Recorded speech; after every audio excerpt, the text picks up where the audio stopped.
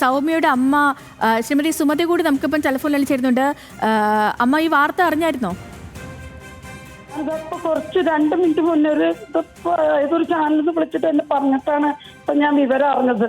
അപ്പോഴാണ് പിന്നെ 24 ചാനലുകാരിപ്പോ വിളിച്ചപ്പോ എന്നോട് പറഞ്ഞ കാര്യങ്ങൾ.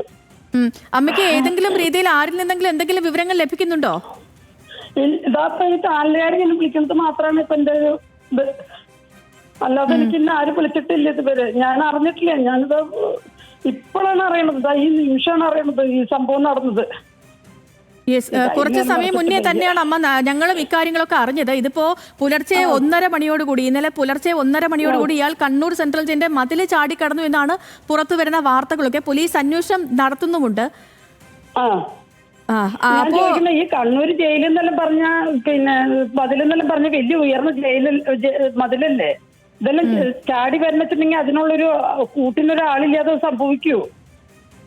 അതാണ് നമ്മളും ചോദിക്കുന്ന ഒരു വലിയ ചോദ്യം. കാരണം ഇയാളൊരു അംഗപരിമിതനാണ്. അപ്പൊ അങ്ങനെ ഒരാൾക്ക് ഈ സെല്ലിലെ കമ്പിയൊക്കെ മുറിച്ച് ഈ മതിൽ, ഇത്രയും ഉയരത്തിലുള്ള മതിൽ ചാടിക്കടക്കാൻ കഴിയുമോ എന്നുള്ളതാണ് ഒരു സംശയം. അതിന് സപ്പോർട്ട് ഒരാളില്ലാതെ ഒരിക്കലും അത് സംഭവിക്കില്ലല്ലോ. ഇത്രയും വലിയ മതിലൊക്കെ എങ്ങനെ കൊത്തിപ്പിടിച്ച് കയറും? ഒറ്റ കൈ വെച്ചിട്ട് ഇത്രയും വലിയൊരു കാര്യം ചെയ്തവനാണ് അവൻ. എന്നാലും ഇത്രയും വലിയ മതിലല്ലേ?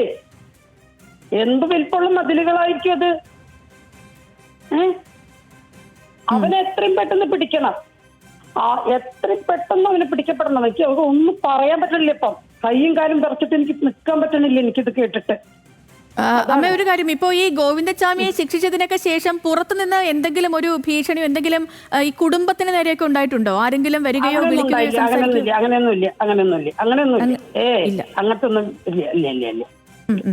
ഓക്കെ. അപ്പോ ഈ വിവരം അറിഞ്ഞതിന് ശേഷം പിന്നീട് കൂടുതൽ വിവരങ്ങളൊന്നും അമ്മയുടെ ശ്രദ്ധയിലേക്ക് പെട്ടിട്ടില്ല ഈ ഗോവിന്ദച്ചാമി ജയിൽ ചാടിയതുമായി ബന്ധപ്പെട്ട്?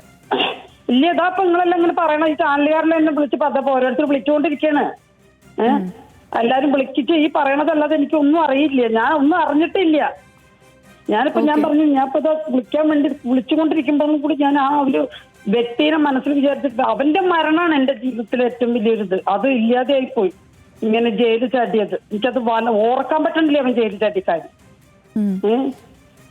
ശരി അമ്മേ, സമാധാനമായിട്ടിരിക്കും. എത്രയും വേഗം തന്നെ ഗോവിന്ദസ്വാമിയെ പോലീസ് പിടികൂടുമെന്ന് തന്നെ നമുക്ക് പ്രതീക്ഷിക്കാം. വളരെയധികം നന്ദി.